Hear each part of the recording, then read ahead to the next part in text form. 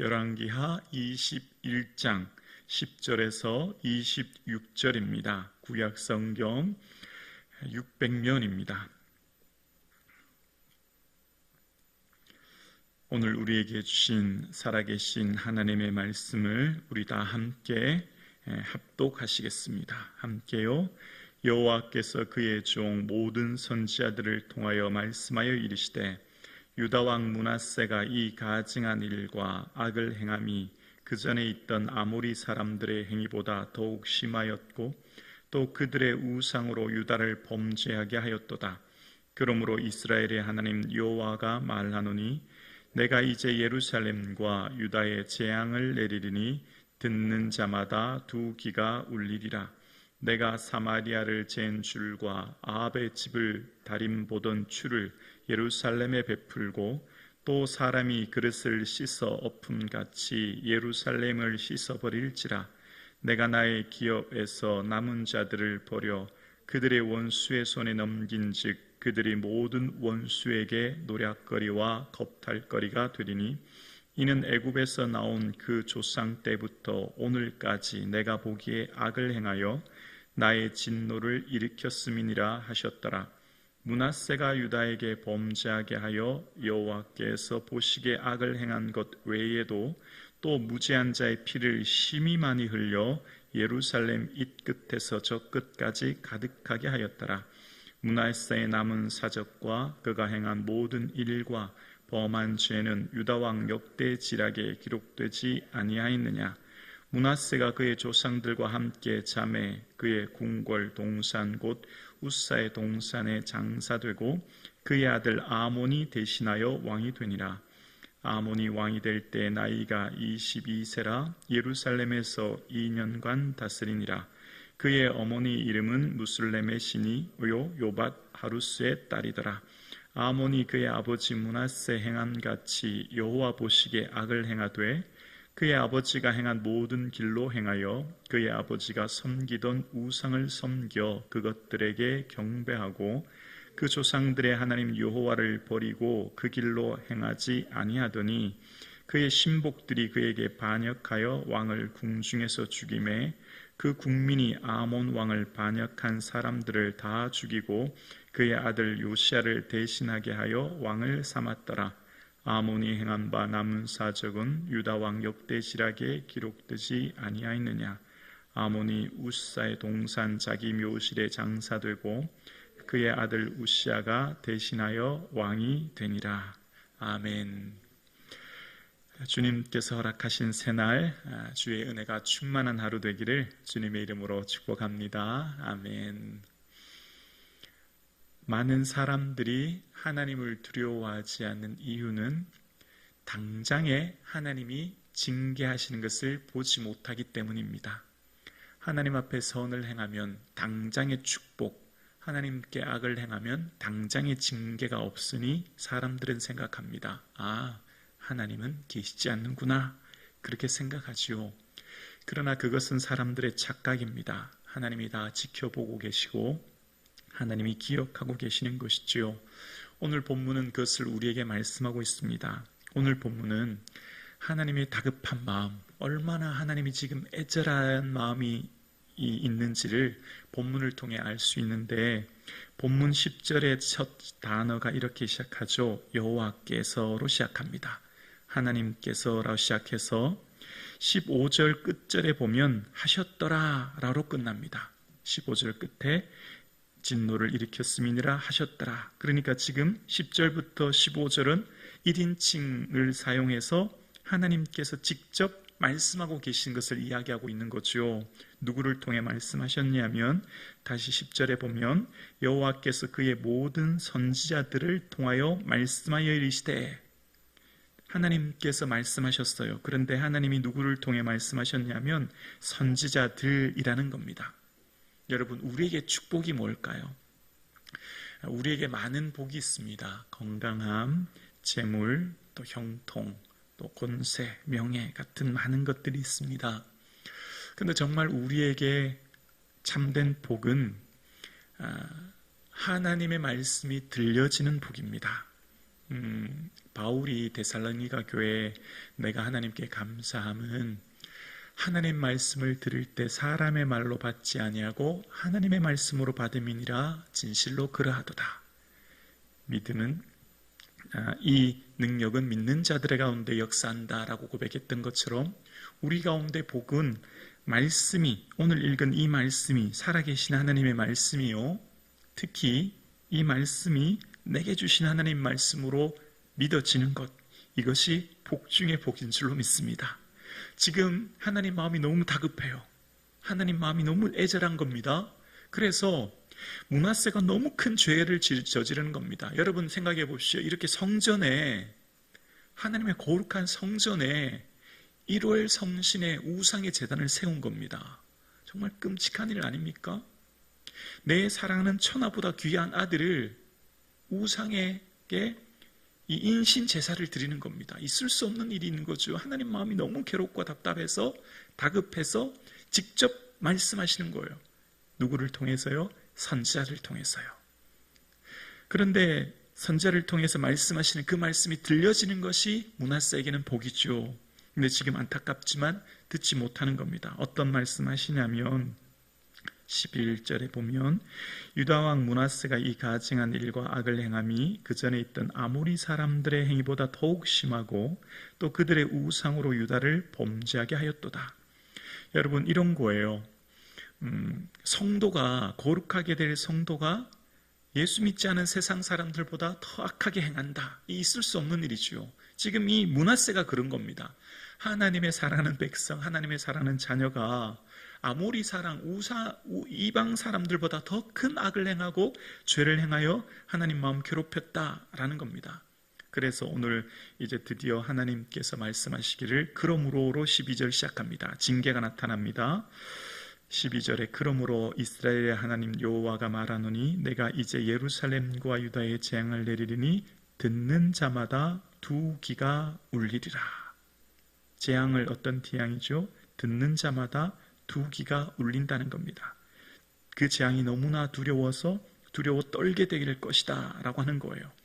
듣는 자마다 두 귀가 울린다라는 말은 성경에 2번 등장합니다. 구약에 2번 등장하는데 오늘 므낫세 왕에 대해서 이야기할 때 재앙을 말씀하실 때 한 번이고요. 이 앞서 사무엘상 3장에 사무엘을 통해서 말씀하실 때 누구를 말씀하시죠? 엘리 제사장에 대한 심판을 말씀하실 때 똑같은 이 단어가 표현되는 겁니다.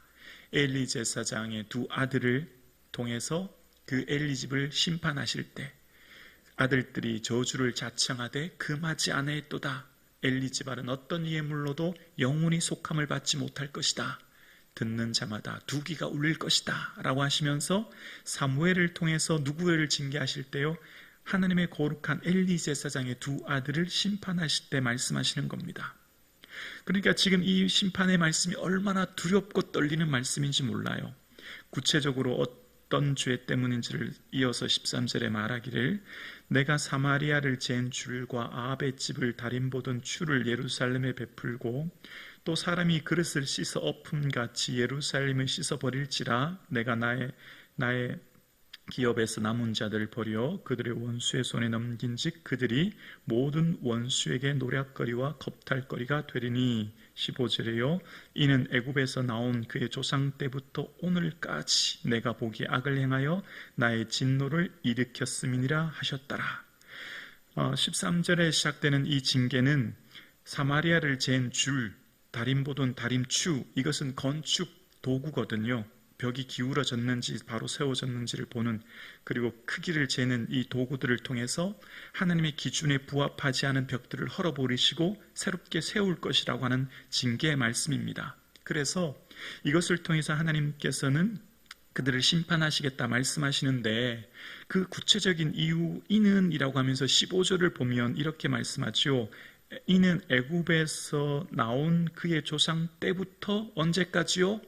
오늘까지 내가 보기에 악을 행하여 라고 이야기합니다. 여러분, 우리가 성경을 읽다 보면 이해되지 않는 내용들이 나오는데 그게 바로 바벨론 포로입니다.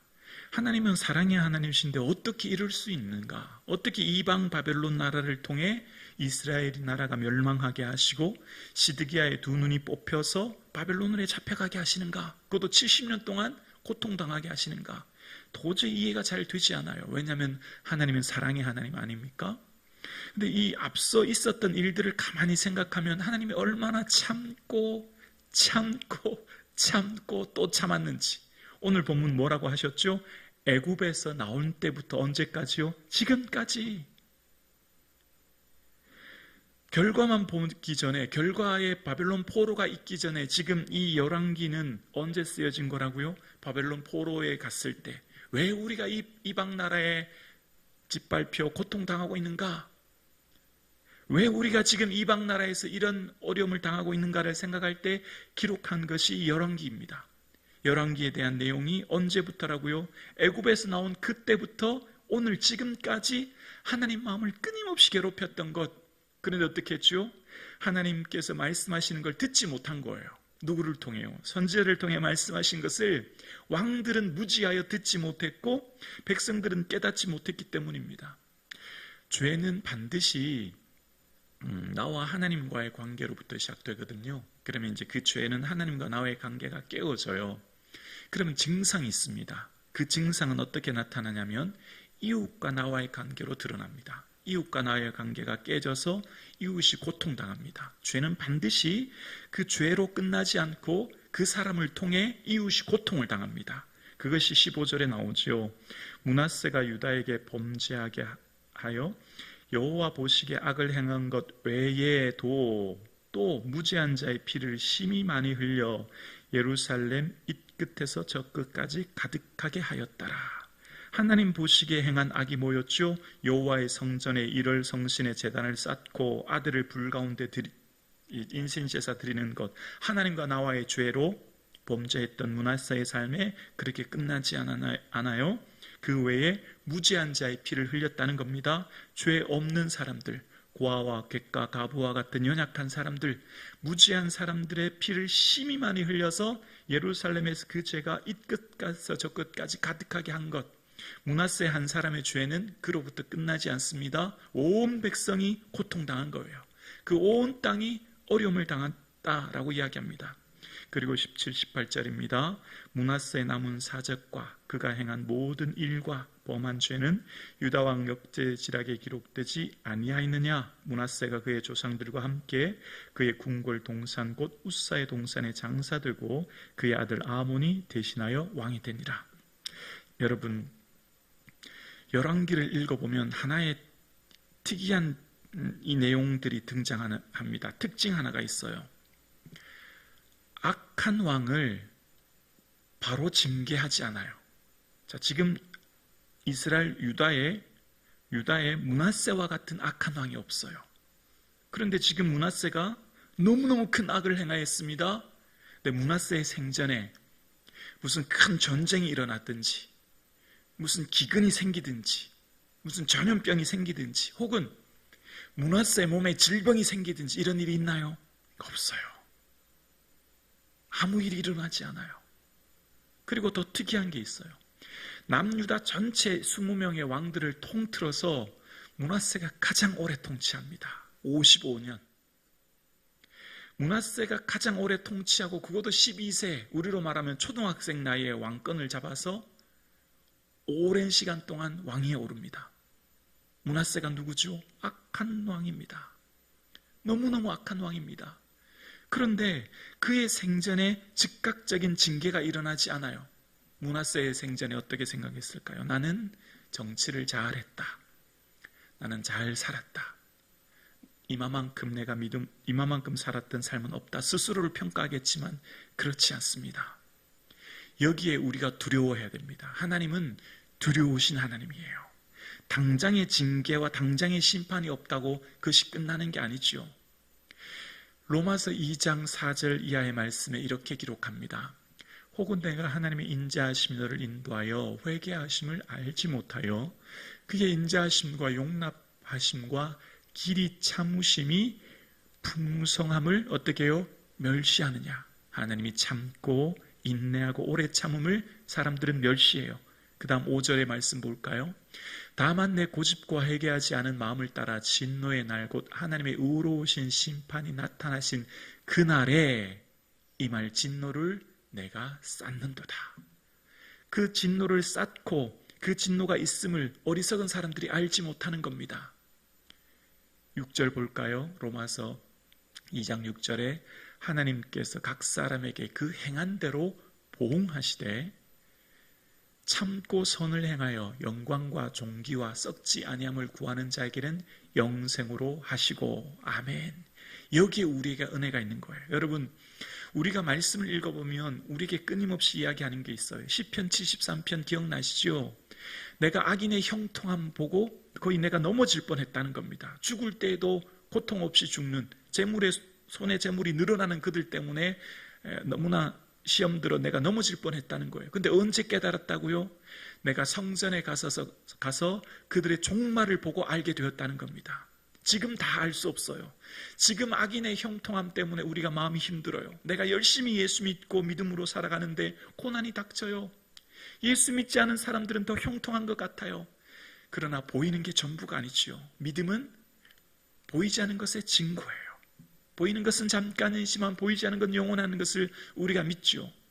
그래서 우리의 삶 가운데 주실 영광은 언제? 그날에 주실 영광을 바라보는 것입니다.